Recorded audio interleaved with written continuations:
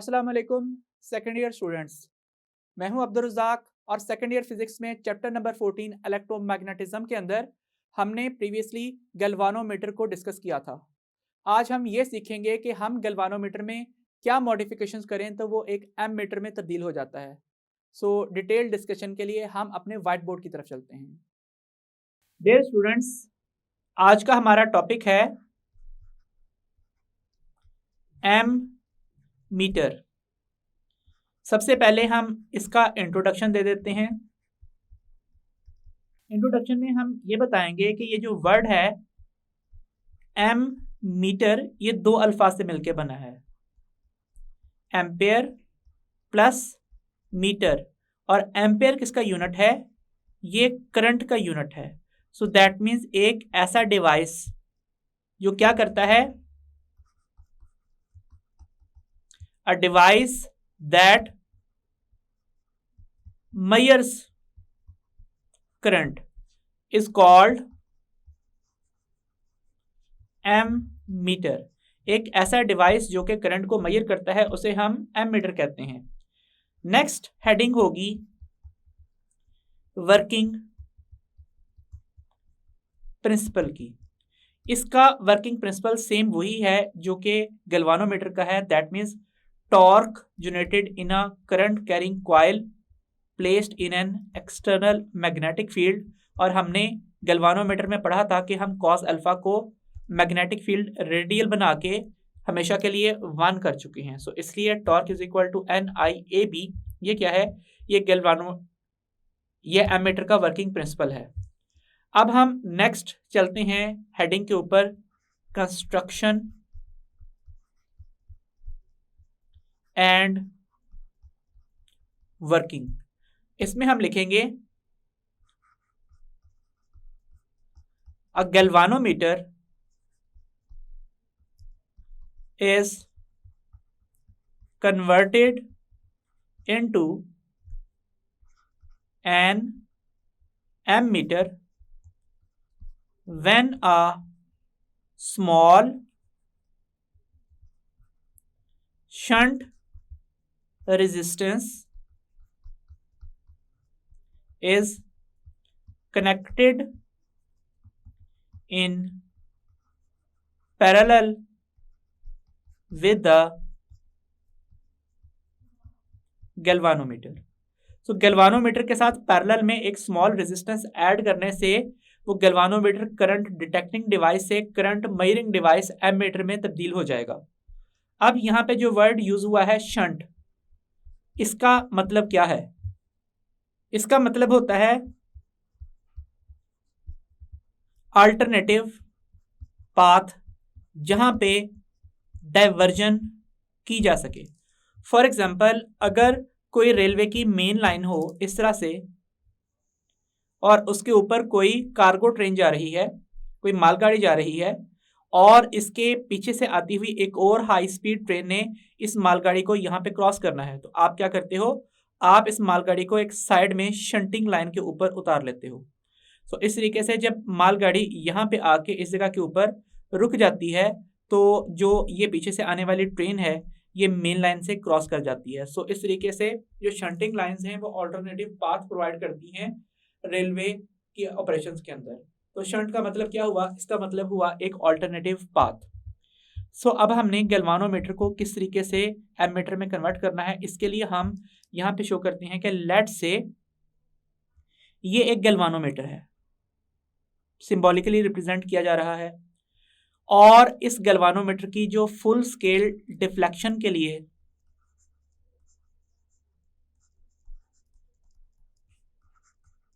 Current की value है, वो करंट की वैल्यू है IG।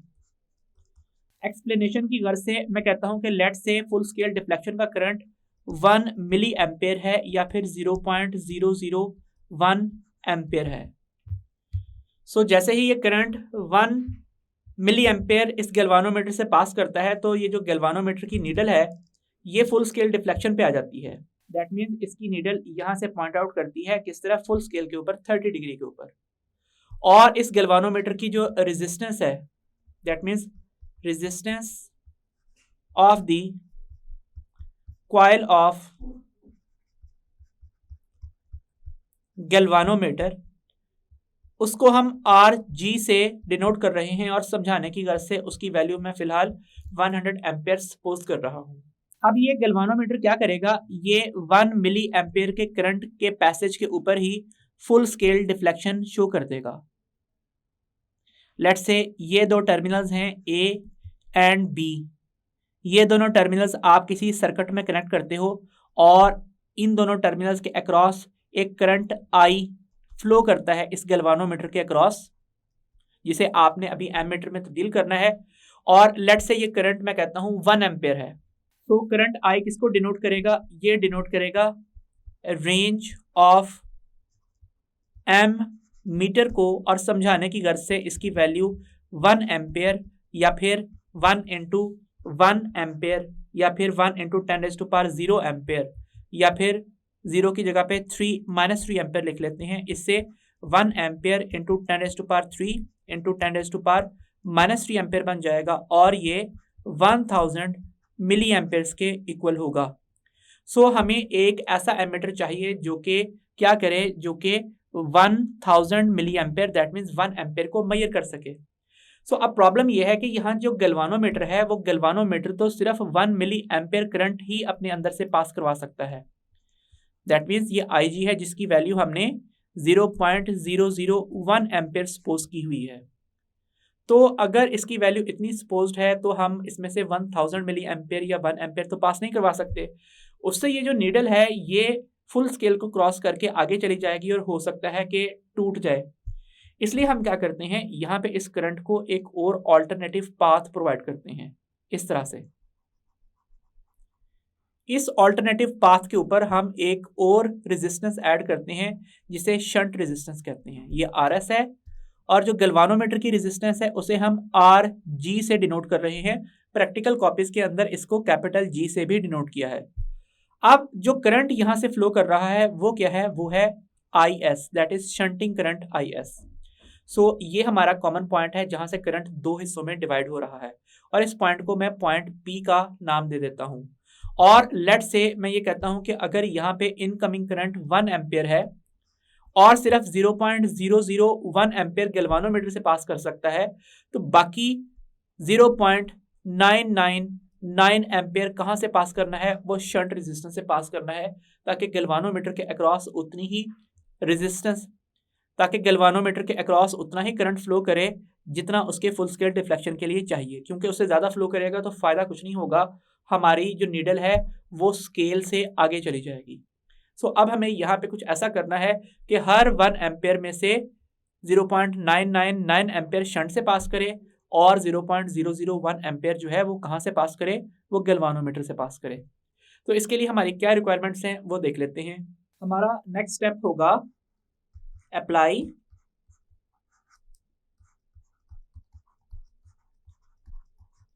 Kirchhoff's current rule at P। Point P के ऊपर किरचॉफ करंट रूल को अप्लाई कर दें।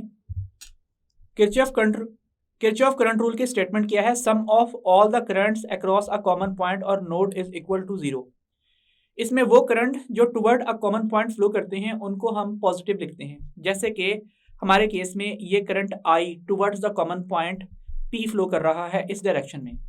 सो यहाँ पे लिख दीजिए +I, और दो करंट्स यहां से अवे जा रहे हैं। एक है ये करंट IS जो कि शंट से पास कर रहा है, इसे नेगेटिव लिखिए, और जो दूसरा करंट यहां से अवे जा रहा है वो क्या है, वो है IG, इसकी डायरेक्शन भी अवे है। सो यहाँ पे लिखा जाएगा -IG इज इक्वल टू 0, या फिर हम इसको रीअरेंज करके इस तरह से लिख सकते हैं कि I is equal to IS plus IG, जहां पे दोनों नेगेटिव टर्म्स इक्वेशन की ऑपोजिट साइड पे आके प्लस हो चुकी हैं। सो अब हम यहाँ से ये स्टेटमेंट भी जस्टिफाई कर सकते हैं किरचॉफ करंट रूल की। वो क्या है, the sum of all the currents flowing towards a common point और node is equal to sum of all the currents flowing away from the common point और नोड।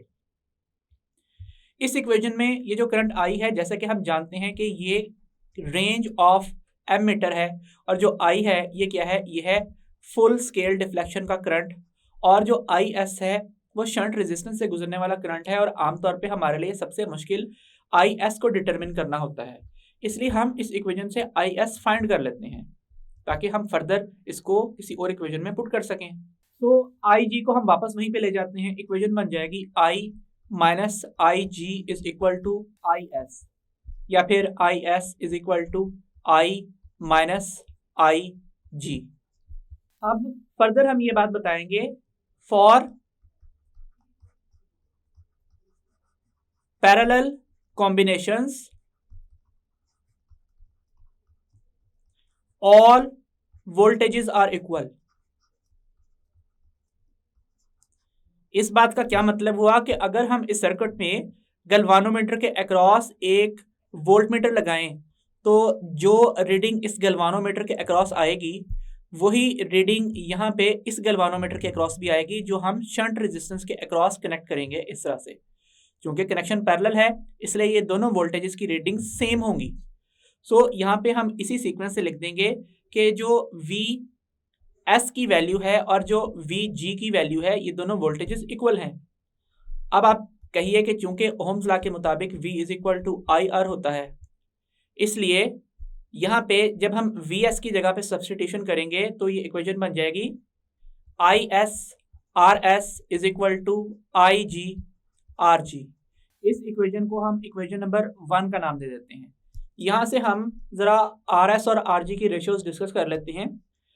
भाई अगर इस इक्वेशन को रीअरेंज किया जाए तो क्या बनेगा, ये बनेगा RS ओवर RG, जिसमें ये टर्म उस तरफ जाके डिवाइड हो गई है और आप करंट को इस तरफ लाके डिवाइड कर दें तो इक्वेशन बन जाएगी IG over IS। That means shunt resistance और गैल्वानोमीटर की रेशो जो रेजिस्टेंस की है वो उन दोनों के करंट्स की इनवर्स रेशो के इक्वल है। या फिर आप इसके उलट भी कह सकते हैं, आप ये कह सकते हैं कि गैल्वानोमीटर से गुजरने वाले करंट और शंट रेजिस्टेंस से गुजरने वाले करंट्स की जो रेशो है वो उनकी रेजिस्टेंसेस की इनवर्स रेशोज के इक्वल होती है। अब जैसे कि हमने यहाँ पे केस डिस्कस किया है कि हम गैल्वानोमीटर से कितना करंट पास करवा रहे हैं, हम गैल्वानोमीटर से 0.001 एम्पेयर करंट पास करवा रहे हैं और शंट रेजिस्टेंस से कितना पास करवा रहे हैं, 0.999 एम्पेयर करंट पास करवा रहे हैं। सो इस हिसाब से जो RS और RG की रेशियो है वो कितनी होनी चाहिए, वो होनी चाहिए RS over RG is equal to 1/999 और रीअरेंज कर लें तो ये बन जाएगा 999 times RS is equal to RG। So ये एक इक्वेशन हमने यहाँ पे डिस्कस की। इस इक्वेशन को आप लेट से 2A कह लें, इस इक्वेशन को आप 2B कह लें। अब हमें ये बात पता है कि अगर हम ये केस डिस्कस करना चाहते हैं कि हमने शंट रेजिस्टेंस 1 ओम कनेक्ट की है तो गैल्वानोमीटर की रेजिस्टेंस कितनी होनी चाहिए, वो होनी चाहिए 999 into 1 ohms, that means 999 ohms. So इस रेशो से हम यहाँ पे RG और RS की वैल्यू सेट करेंगे। अब अगर यहाँ पे कहा जाए कि जो गैल्वानोमीटर की रेजिस्टेंस है वो कितनी है, अगर गैल्वानोमीटर की रेजिस्टेंस 100 ओम है जैसे कि हमने यहाँ पे केस कंसीडर किया हुआ है, तो इस हिसाब से RS कितना आएगा, तो इस इक्वेशन को रीअरेंज कर लें। क्या बनेगा, RS is equal to RG over 999, that means 100 ohms divided by 999 से आपको RS की वैल्यू मिलेगी और ये वैल्यू कितनी होगी, ये वैल्यू होगी 0.1001001 ओम्स। तो जब हम ये कंडीशन सेट कर लेंगे कि जब RG की वैल्यू 100 ओम है उस वक्त RS की वैल्यू 0.1001 ओम है, तो उस वक्त अगर गैल्वानोमीटर से 1 मिली एम्पेयर करंट फ्लो कर रहा है तो शंट रेजिस्टेंस से कितना करंट फ्लो करेगा, वो फ्लो करेगा 0.999 एम्पेयर या फिर 999 मिली एम्पेयर। तो इस तरीके से हमने यहाँ पे इक्वेशन 2 को भी याद रखना है। अब हम जरा दोबारा इक्वेशन नंबर 1 की तरफ चलते हैं। हमने इक्वेशन नंबर 1 लिखी IS RS is equal to IG RG, इस इक्वेशन को इक्वेशन 1 कहा। अब हम लिखेंगे V नो दैट, हमें ये बात पता है कि IS किसके इक्वल है, IS है I माइनस IG के इक्वल। क्योंकि हमें शंट रेजिस्टेंस की वैल्यू आसानी से पता नहीं होगी इसलिए हमें ये सब्स्टिट्यूशन करनी पड़ेगी। तो यहाँ पे IS की जगह पे जब हम पुट करेंगे I minus IG times RS, तो ये किसके इक्वल बनेगा, ये बन जाएगा IG आर जी के इक्वल। अब आपने शंट रेजिस्टेंस की वैल्यू फाइंड आउट करनी है अगर, तो जाहिर बात है जो आई माइनस आई जी है इस तरफ मल्टीप्लाई हो रहा है, तो इक्वेशन की दूसरी साइड पे जाके ये क्या होगा, ये डिवाइड होगा। सो ये बनेगा I G R G over I minus I G, this is equation number 2। ये फाइनल इक्वेशन है और ये हमें बताती है किसकी वैल्यू, शंट रेजिस्टेंस की वैल्यू। यहां से हम ये बात भी गैस कर सकते हैं कि अगर यहाँ पे जो आई की वैल्यू है जिसे हम क्या कहते हैं, रेंज ऑफ एमीटर कहते हैं, उसका क्या ताल्लुक है आर एस के साथ, दैट मीन्स शंट रेजिस्टेंस के साथ, वो ये है कि if I decreases R S increases और वाइस वर्सा। अगर आप यहाँ पे आई की value that means range of ammeter ज्यादा करना चाहते हैं तो शंट रेजिस्टेंस की वैल्यू कम करनी पड़ेगी। इसकी क्या लॉजिक है, दोबारा से जरा डायग्राम देखिए। अगर आप चाहते हैं कि यहाँ से 1 एम्पेयर करंट फ्लो ना करे बल्कि 10 एम्पेयर करंट फ्लो करे, जो आपके आई की वैल्यू हमने सपोज कर ली है, तो आई जी ने तो उतना ही रहना है। गैल्वानोमीटर तो उसी करंट के ऊपर फुल स्केल डिफ्लेक्शन देता है। अब आपका क्या काम है, आपका काम यह है कि आर एस को इस तरह से सेट करो कि 9.999 एम्पेयर करंट आर एस से पास करे। तो इसका मतलब है जाहिर बात है अब हमें शंट रेजिस्टेंस और लो करनी पड़ेगी। सो इस तरीके से जितना भी आपको रेंज को इंक्रीज करना हो शंट रेजिस्टेंस उतनी कम करनी पड़ती है, या रेंज कम करनी हो तो शंट रेजिस्टेंस इंक्रीज करनी पड़ती है। अब आपने एक रिक्वायर्ड रेंज का शंट अटैच कर दिया है, किस तरीके से, वही एग्जांपल ले लेते हैं हम कि लेट से आर जी की वैल्यू कितनी है, वो 100 ओम है, करंट रेंज क्या है, वो 1 एम्पेयर है। जो फुल स्केल डिफ्लेक्शन के लिए करंट है गैल्वानोमीटर का वो 1 मिली एम्पेयर है या फिर 0.001 एम्पेयर है। तो इस केस में आपको गैल्वानोमीटर के साथ क्या शंट ऐड करना पड़ेगा, तो उसके लिए इक्वेशन वही लिख लेते हैं जो अभी हमने डिराइव की है, that is I G R G over I minus I G. Value substitute कीजिए, यहाँ पे लिखा जाएगा 0.001 ampere into 100 ohms over 1 ampere minus 0.001 amperes. So equation क्या बन जाएगी, इक्वेशन बन जाएगी R S is equal to 0.1 ampere ohm divided by 0.999 amperes. Ampere ampere से कैंसिल आउट होगा और कैलकुलेटर पे सॉल्व करने के बाद जो आंसर आएगा वो होगा अगेन 0.1001001 ओम्स। तो ये आंसर तो सेम वही आ गया जो हमने अभी थोड़ी देर पहले एक और इक्वेशन से निकाला था कि जिसमें हमने लिखा था कि अगर R S over R G है तो ये I G over I S की रेशो के इक्वल है, और अगर full scale deflection 1 milli ampere है तो आपको 999 मिली एम्पेयर करंट शंट से पास करवाना पड़ेगा। तो यहाँ से भी तो हमने आर एस की यही वैल्यू निकाली थी 0.1001001 एम्पेयर्स। तो डियर स्टूडेंट्स, अगर तो आपने यहाँ पे ये शंट कनेक्ट कर लिया है और आपने रेंज ऑफ गैल्वानोमीटर कितनी सेट कर दी है, वो 1 एम्पेयर सेट कर दी है, तो ये फुल स्केल डिफ्लेक्शन के लिए जो है करंट की वैल्यू है। इसका मतलब है कि अगर नीडल डिफ्लेक्ट करके यहाँ पे 30 के मार्क के ऊपर आ जाए इस तरह से, तो आपने यहाँ पे 30 मिटा के क्या लिख देना है, 1 एम्पेयर लिख देना है।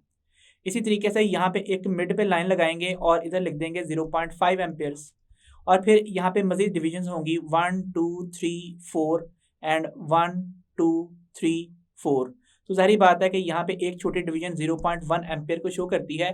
सो इस तरीके से जब 1 एम्पेयर रेंज का एमीटर बनाने के लिए आपने गैल्वानोमीटर के साथ शंट ऐड की है इस वैल्यू की, तो फिर आपने वो स्केल भी मिटा देना है जो कि गैल्वानोमीटर के ऊपर पहले से बना हुआ था, जो कि किसको रिप्रेजेंट करता है, जो कि रिप्रेजेंट करता है डिग्रीज डिफ्लेक्शन को। अब आपने उसकी जगह के ऊपर एम्पेयर स्केल लिख देना है, 30 डिग्री के ऊपर रेंज लिखनी है और बाकी दरमियान में आपने इक्वल डिविजन्स बना देनी है। तो इससे क्या होगा, इससे ये गैल्वानोमीटर एमीटर में तब्दील हो जाएगा। बाकी ये होता है कि इधर से ये डिविजन्स ड्रॉ नहीं की जाती, फिर इनको हटा दिया जाता है और यहाँ पे इस जगह के ऊपर नेगेटिव स्केल के ऊपर -0.5 एम्पेयर्स भी शो किया जाता है। लेकिन अगर आप किसी एमीटर के रेड टर्मिनल को बैटरी के पॉजिटिव टर्मिनल से और जो ब्लैक टर्मिनल है उसको बैटरी के नेगेटिव टर्मिनल से कनेक्ट करोगे तो जो रीडिंग है वो हमेशा पॉजिटिव स्केल पे आएगी। लेकिन अगर आपने रेड को नेगेटिव से और ब्लैक को पॉजिटिव से कनेक्ट कर दिया तो फिर जो डिफ्लेक्शन है वो किस तरफ आएगी, वो आएगी नेगेटिव स्केल के ऊपर। तो चूंकि ज़्यादा रेंज किसकी होती है, ज़्यादा रेंज पॉजिटिव स्केल की ही होती है, इस वजह से आप रेड को बैटरी के पॉजिटिव और ब्लैक को बैटरी के नेगेटिव से ही कनेक्ट करते हो। तो ये था हमारा आज का टॉपिक। अब हम इससे रिलेटेड कुछ MCQs डिस्कस कर लेते हैं। क्वेश्चन है, an ideal ammeter should have. तो हम ये बात जानते हैं कि अगर किसी सर्किट में हमें एमीटर कनेक्ट करना पड़ जाए तो हम किस तरह से कनेक्ट करते हैं। लेट्स से ये एक सर्किट है जिसमें ये बैटरी है पोटेंशियल V की, और ये कनेक्टेड है किसी लोड रेजिस्टेंस के साथ, लेट्स से किसी बल्ब के साथ, और इस तरीके से यहाँ पे ये सर्किट कंप्लीट है। लोड रेजिस्टेंस की वैल्यू लेट्स से RL है। अब जो यहाँ पे करंट फ्लो करता है वो I = V/RL से कैलकुलेट किया जाता है। अगर आप यहाँ पे करंट को मेजर करना चाहते हो तो आप एमीटर कहाँ पे लगाते हो? एमीटर लगाते हो इसके रास्ते में, यहाँ पे करंट के पाथ में। तो करंट के पाथ में ये जो एमीटर अटैच होता है, ये किस तरह से अटैच होता है? ये अटैच होता है सीरीज में। तो ये सीरीज में क्यों अटैच होता है? क्योंकि हमें ये बात पता है कि जब ये सीरीज में अटैच होगा तो जो करंट इसमें से पास कर रहा है वही लोड रेजिस्टेंस से भी पास कर रहा है, और वही करंट बैटरी भी जनरेट कर रही है। तो इसका मतलब है अगर हम चाहते हैं कि हम फुल करंट को मेजर करें तो उस केस में फुल करंट एमीटर से पास भी करना चाहिए, और उस केस में एमीटर को लोड के साथ सीरीज में अटैच होना चाहिए। अब अगर ये सीरीज में अटैच है और इसकी रेजिस्टेंस हाई करोगे तो क्या होगा कि ये करंट की वैल्यू तो लो होना शुरू हो जाएगी। दैट मीन्स इस केस में जो करंट की इक्वेशन है, जब एमीटर अटैच कर दिया है तो उसका फार्मूला होगा V/RL, लोड रेजिस्टेंस की value plus resistance of ammeter. और जाहिर बात है जो रेजिस्टेंस ऑफ एमीटर है वो किसके इक्वल होती है? वो गैल्वानोमीटर की रेजिस्टेंस और शंट रेजिस्टेंस का पैरेलल कॉम्बिनेशन होती है। एलसीएम लिया जाए तो ये बन जाता है RG RS और RS plus RG। That means RA क्या बनेगा? RA बन जाएगा RG RS over RS plus RG। तो अब जाहिर बात है कि ये रेजिस्टेंस बहुत लो बनती है इस पैरेलल कॉम्बिनेशन के बायस, लेकिन जब भी ये ऐड होगी तो जाहिर बात है न्यूमरेटर थोड़ा सा तो इंक्रीज करेगा। अगर न्यूमरेटर इंक्रीज करेगा तो सर्किट का करंट क्या हो जाएगा? वो डिक्रीज हो जाएगा। तो अगर सर्किट का करंट डिक्रीज हो गया तो उसका नुकसान क्या होगा कि आप जिस करंट को मेजर करना चाह रहे थे आपने वो करंट डिस्टर्ब कर दिया है। तो इसलिए एमीटर ऐसा होना चाहिए जो करंट को डिस्टर्ब ना करे, सर्किट का करंट ब्लॉक ना करे, और ये तभी पॉसिबल है जब आप इसकी वैल्यू को कम से कम रख दो। और इसकी वैल्यू को कम से कम कितना रखा जा सकता है? हम इसे कम से कम कोई नंबर दें तो ये नंबर 0 ओम हो सकता है। तो अगर यहाँ पे जो एमीटर अटैच है ये कोई आइडियल एमीटर है, दैट मीन्स इसको जो काम करना चाहिए ये वो काम बहुत अच्छे से करता है और ये सर्किट करंट को डिस्टर्ब नहीं करता। तो जो इसकी रेजिस्टेंस है वो आइडियली कितनी होनी चाहिए? वो होनी चाहिए 0 ओम रेजिस्टेंस। नेक्स्ट केस क्या है? An actual ammeter should have, इसका आंसर होगा वेरी लो रेजिस्टेंस, क्योंकि जाहिर बात है कि जब हम यहाँ पे गैल्वानोमीटर की रेजिस्टेंस पुट करते हैं, लेट से मैं कहता हूँ कि ये 100 ओम है, तो जो शंट की वैल्यू है वो कितनी आती है? वो 0.1 ओम आती है। तो जब आप इनका इक्विवेलेंट लोगे तो वो 0 तो नहीं आएगा। कितना आएगा इस केस में जो हमने डिस्कस किया था? मैं वो वैल्यूज पुट कर देता हूँ। RA = 100 ओम इंटू 0.1 ओम ओवर 0.1 प्लस 100 ओम्स। तो इस केस में जो आंसर होगा वो होगा 10 ओम स्क्वायर ओवर 100.1 ओम्स। 1 ओम स्क्वायर से कैंसिल आउट हो जाएगा। सो ये जो इक्विवेलेंट रेजिस्टेंस है जो कि एमीटर की रेजिस्टेंस के इक्वल है वो 0.0999 ओम्स के इक्वल आएगी। तो जाहिर बात है ये वैल्यू बहुत थोड़ी तो है, लेकिन प्रैक्टिकली 0 के इक्वल तो नहीं है। सो इसलिए यहाँ पे जो एमीटर है उसको हमने बनाया किस तरह से है कि अगर मैं ये रेड लाइन इस तरह से रिप्रेजेंट कर दूं, लेट्स से ये कॉन्टैक्ट A है, ये कॉन्टैक्ट B है। अब मैं इन्हीं को यहाँ पे रिप्रेजेंट कर रहा हूँ, कॉन्टैक्ट A और B को। तो इसमें जो एमीटर है वो किस तरह बना हुआ है? उसके लिए आपने यहाँ पे गैल्वानोमीटर जिसकी रेजिस्टेंस RG है और उसको पैरेलल में कनेक्ट किया है किसके साथ? शंट रेजिस्टेंस के साथ RS, और उसकी जो इक्विवेलेंट वैल्यू है वो हमने यहाँ पे इस जगह के ऊपर फाइंड आउट की है। तो हमने क्या किया है? हमने ये किया है कि इस जगह के ऊपर अगर करंट आ रहा था तो थोड़ा सा करंट यहाँ से पास करे, बाकी सारा करंट यहाँ से पास करे, और resistance as low as possible हो ताकि सर्किट के करंट्स डिस्टर्ब ना हो। सो एक्चुअल एमीटर की रेजिस्टेंस 0 नहीं हो सकती, वो वेरी लो होगी। नेक्स्ट क्वेश्चन है, रेंज ऑफ एन एमीटर अब हमने ये देखना है कि शंट रेजिस्टेंस से रेंज का क्या ताल्लुक है।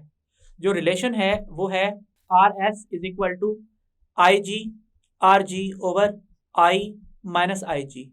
यहाँ पे रेंज का शंट से ताल्लुक पूछा हुआ है। वैसे तो हम डायरेक्टली भी बता सकते हैं, लेकिन अगर हमने फार्मूला बनाना हो तो क्या लिखेंगे, I minus I G is equal to I G R G over R S. That means ये टर्म इस तरफ आ जाएगी, ये टर्म उस तरफ चली जाएगी।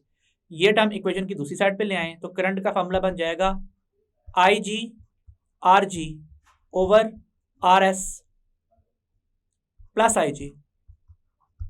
तो अब बताइए शंट रेजिस्टेंस बढ़ेगी तो करंट की वैल्यू क्या होगी, कम होगी, या इसके उलट कम होगा। शंट कम होगी तो करंट दैट मीन्स रेंज की वैल्यू बढ़ेगी। ऑप्शंस रीड कर लेते हैं। Increase with increment in shunt resistance, तो डायरेक्ट रिलेशन नहीं है। और नेक्स्ट है decrease with increment in shunt resistance, तो हमने ये देखा कि जैसे ही शंट की वैल्यू इंक्रीज करते हैं तो रेंज की वैल्यू डिक्रीज हो जाती है, तो ये ऑप्शन करेक्ट है। Remains unchanged with increment in shunt resistance, गलत ऑप्शन है। Remains unchanged with decrement in shunt resistance, ये भी गलत ऑप्शन है। सो करेक्ट ऑप्शन क्या है, that is option B. Next question है सेंसिटिविटी ऑफ एन एमीटर। देखिए जब रेंज कम होती है तो सेंसिटिविटी जो है वो क्या करती है, वो इंक्रीज करती है। सो अगर यहाँ पे लिखा हुआ है range of ammeter decreases with increment in shunt resistance, तो जो सेंसिटिविटी है वो इंक्रीज करेगी with increment in shunt resistance. Option A correct होगी।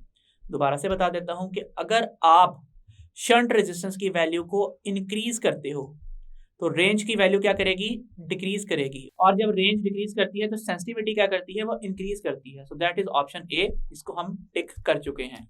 नेक्स्ट क्वेश्चन है resistance of a galvanometer is 100 ohm and it gives a full scale deflection with a current of 5 milliampere.